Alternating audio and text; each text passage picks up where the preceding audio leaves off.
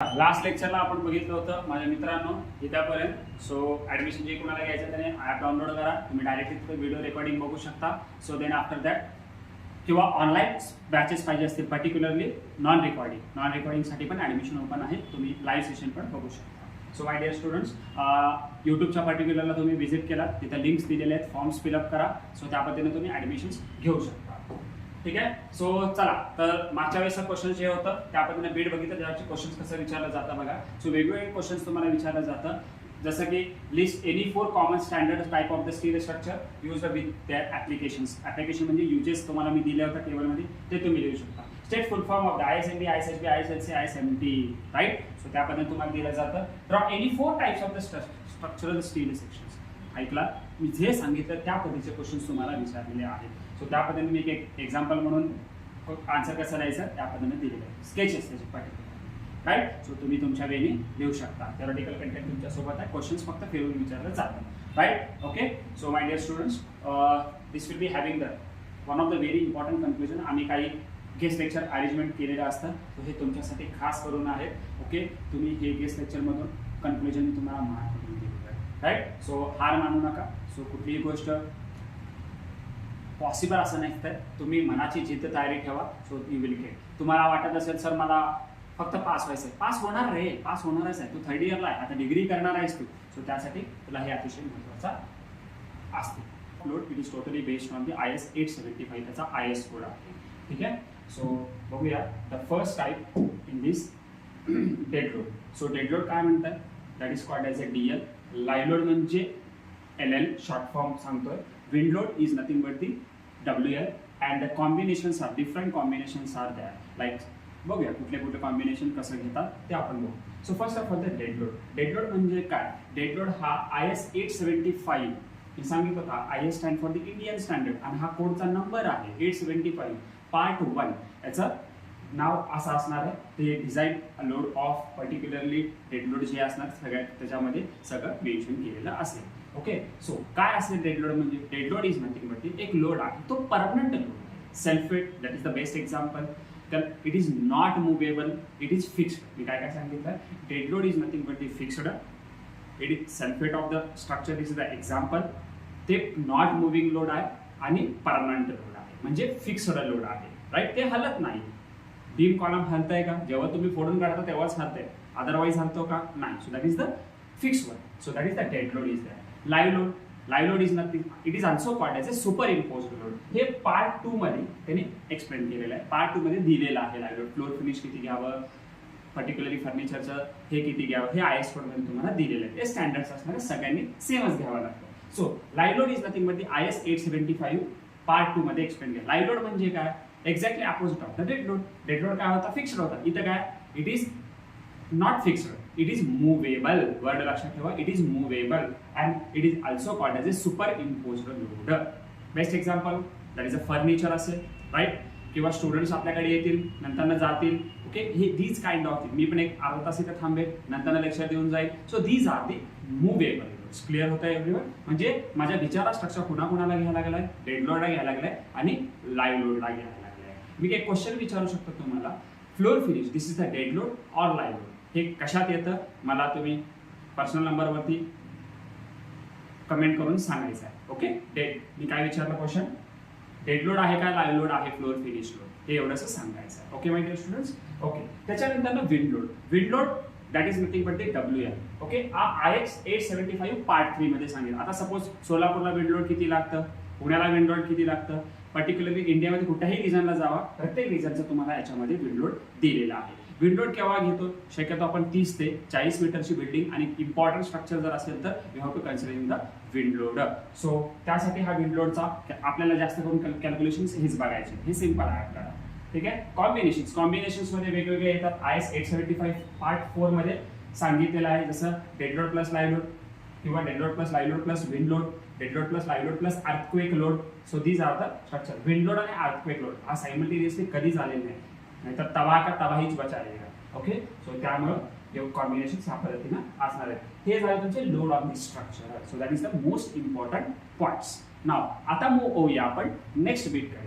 So that is the methods of design. Okay, so the methods of design, there are the basically 3 methods of the designs are there. The first, second, third. Okay, बघूया कुठले कुठले. Working stress method, त्याच्यानंतर ultimate load method, it is also called as a plastic design method, and third one is the limit state method. My dear students, अतिशय महत्वाचा bit, जे मोठं दिसतंय तो अतिशय महत्वाचा बीट असणार आहे. हा थेरॉटिकल आहे, फक्त तुम्हाला एक्झाम मध्ये तुम्हाला हाच विचारणार आहे, हे फक्त तुम्हाला एक्स्ट्रा नॉलेजसाठी मी देत आहे. वर्किंग स्ट्रेस मेथड आपण यूज करतो जनरली वॉटर टँक पर्पजसाठी, आरसीसीला पण यूज करत होतो 2007च्या अगोदर. 2007 नंतर आपण steel structure as well as the concrete structure we have to design like a limit state method. Working stress method काय होता? सेफर डिझाइन होता, बट इट इज अनइकॉनॉमिकल होता. बरोबर आहे. So it will be having, कशामुळे झालं असेल ते, that is a permissible stresses जे पण आहेत ते yield stresses divide by the factor of safety असला काय नाही. So working stress method safer आहे डिझाइन, बट अनइकॉनॉमिकल आहे, म्हणजे खर्चिक आहे. समोरच्या कस्टमरला आपण खर्च, म्हणजे ज्या अगोदरचे जे स्ट्रक्चर जर बघितलं तुम्ही, मोठे मोठे डेप्थचे होते, आता थोडंसं रिड्यूस झालेले आहे, म्हणजे त्याच्यावरला इकॉनॉमिकल कडे आपण वळत आहोत. सो बघूया काय काय. Ultimate load plastic design method. So that is a highly economical, मस्त पैसे परवडते नाही, पण सेफ नाही आहे. कुठं? Not satisfied the serviceability criteria. There are two criteria in the design, strength criteria आणि सर्व्हिसॅबिलिटी. हे डिटेलमध्ये आपण बघणार आहोत नेक्स्ट बीटमध्ये. ओके, थोडं तर लक्ष देणं महत्वाचं आहे इथं. सो परमिसिबल स्ट्रेसेस जे पण आहे, permissible load is a load when all the fibres in the steel is एल्डिंग. Steel हा एल्ड होतो म्हणून पहिला सांगितलं होता. कॉन्क्रीट हा क्रशिंग होतो माझ्या मित्रांनो. कॉन्क्रीट हा ब्रिटल फेल्युअर आहे, स्टील हा डक्टाईल फेल्युअर आहे. So steel will be always failed in एल्डिंग. लगेच तुटतो का? नाही, थोडं वेळ नेकिंग फॉर्मेशन होऊन तुटतो. हे तुम्ही मॉसच्या प्रॅक्टिकलच्या किंवा सॉमच्या प्रॅक्टिकलमध्ये केलेला असाल. ओके, नंतर लिमिट स्टेट मेथड माझ्या मित्रांनो अतिशय महत्वाचा मेथड आहे. लिमिट स्टेट मेथड मी सगळं डिझाइन करतो, त्याला LSM म्हटलं जातं. LSM चा फुल फॉर्म काय आहे? Limit state method. हा गव्हर्नमेंटला पण क्वेश्चन विचारला होता. It is taken into the account strength and serviceability criteria. Strength पण गरजेचं आहे आणि सर्व्हिस पण गरजेचं असणार आहे. सो त्यासाठी हा मेथड जास्त करून प्रेफरेबल केलं जातं. हा इकॉनॉमिकल पण आहे, राईट. देन इतर हे महत्वाचं आहे. सेफ्टी कुठं केलं जातं? सेफ्टी ऍट अल्टिमेट लोडला केलं जातं आणि सर्व्हिसॅबिलिटी हा वर्किंग लोडला केलं जातं. हा अल्टिमेट आणि वर्किंग लोड कुठं तरी ऐकला असेल तुम्ही. स्ट्रेस स्ट्रेन ग्राफ काढला होता, stress strain graph for the mind steel. त्याच्यामध्ये या पद्धतीनं डायग्राम आला असेल, त्याच्यामध्ये वर्किंग लोड पण दाखवता तुम्ही, अल्टिमेट लोड पण दाखवता. So that points are will be the हे last of this load. Okay, safety कुठपर्यंत येतो? अल्टिमेट लोड पर्यंत. आता तुम्हाला एक्झाम मध्ये कसं विचारलं जातं काय नाही, सगळ्या गोष्टी डिटेलमध्ये डिस्कस करू. आता एक्सप्लेन लिमिट स्टेट मेथड म्हणलं किंवा डिफाईन लिमिट स्टेट मेथड म्हणलं, कसं लिहायचं बघूया. IS 800 2007 मध्ये याचा डेफिनेशन दिलेला आहे या पद्धतीनं. You can see the define. It is very simple define. The limit state is the condition just before collapse of the structure. Just below, it is a condition आहे just below before the collapse of the structure. So that is called as simple define of the limit state method. It is also called as a, अजून एक definition मी दिलं तुमच्यासाठी. It is acceptance limit for the safety and serviceability requirement before the failure of the structure. Okay, safety and serviceability हा word यायलाच पाहिजे. Okay, त्या पद्धतीने तुम्ही किंवा कोलॅप्स ऑफ द स्ट्रक्चर ह्या पद्धतीने यायलाच पाहिजे. सो हे दोन्हीपैकी डेफिनेशन कुठलं आवडलं त्या पद्धतीने एक्झामिनेशनला 2 मार्क मिळवा. ओके, याच्यामध्ये 2 टाइप्स आहेत. The first one is the LSM म्हणजे सांगितलं तुम्हाला limit state method, limit state of collapse, and second one is the limit state of serviceability. असे 2 प्रकार आहेत. तुम्हाला एक्झामिनेशन मध्ये त्याचा डिफरन्शिएशन विचारू शकतात. ठीक आहे. सो बघा डिफरन्शिएशन काय काय आहे. Limit state of the collapse and limit state of the serviceability. So limit state of the collapse हे जे आहे हे स्ट्रेंथ वाईज असणार आहे. मी तुम्हाला सांगितलं it is totally deals with the strength of the structure in terms of the collapse होत असेल, ओव्हरटर्निंग होत असेल, स्लाइडिंग होत असेल, ओके, किंवा बकलिंग होत असेल. So these are the example of the your limit state of the collapse. Okay, this totally deals with the strength of the structure. This is the most important. आणि याच्यामध्ये actually ना imaginary करतो आणि हे actual behaviour दाखवतो. Limit state of serviceability it is totally deals with the deformation of the structure. Serviceability म्हणजे काय रे राजानो? Deformation of the structure. And collapse म्हणजे काय? Strength of the structure. Strength of the structure and हे deformation of the structure. Clear. And the structure याच्यामध्ये it's not regain its original shape and size. म्हणजे हे plastic सिटीमध्ये गेला, okay, and structure its regain original shape and size, and हे गेला तुमचा elastic झोनमध्ये. क्लिअर. हे डेफिनेशन्स माहिती आहेत तुम्हाला ऑलरेडी. सो त्या पद्धतीनं याचे एक्झाम्पल्स बघूया. Various limit state of collapse कुठले कुठले आहेत. So the first one flexure असेल, कम्प्रेशन असेल, शियर असेल आणि टॉर्शन असेल. मी पहिला सांगितलं a differentiate the imaginary behaviour of the structure at the time of the failure. Clear. So these are the most important. उद्या एक्झाम मध्ये विचारतो explain limit state of the collapse, you have to explain these points किंवा differentiation म्हणतात त्या पद्धतीने करा. ठीक आहे. सो इकडं various limit state of serviceability, deflection, corrosion, cracking, then excessive vibrations. So these are the your various limit state of serviceability. Serviceability म्हणजे deformation, deflection, collapse म्हणजे strength. Clear? So it depreciates the actual behavior of the structure at the time of the service of the structure. जेव्हा service of the structure दिलं जातं तेव्हा हे actual behavior we have to say that depreciate the structure. Clear everyone? So हा exam मध्ये विचारू शकता. Clear. So तुम्हाला अजून एक क्वेश्चन असं विचारलं जातं की थोडंसं शॉर्टकट मी सांगितलं, एकदा गव्हर्नमेंटमध्ये विचारला होता. सो त्यासाठी तुम्हाला हे जे एक्झाम्पल सर्व्हिसॅबिलिटीमध्ये काय येतात आणि याच्यामध्ये काय कसं लक्षात ठेवायचं. FCST म्हणजे FC रोडवर सचिन तेंडुलकर आला.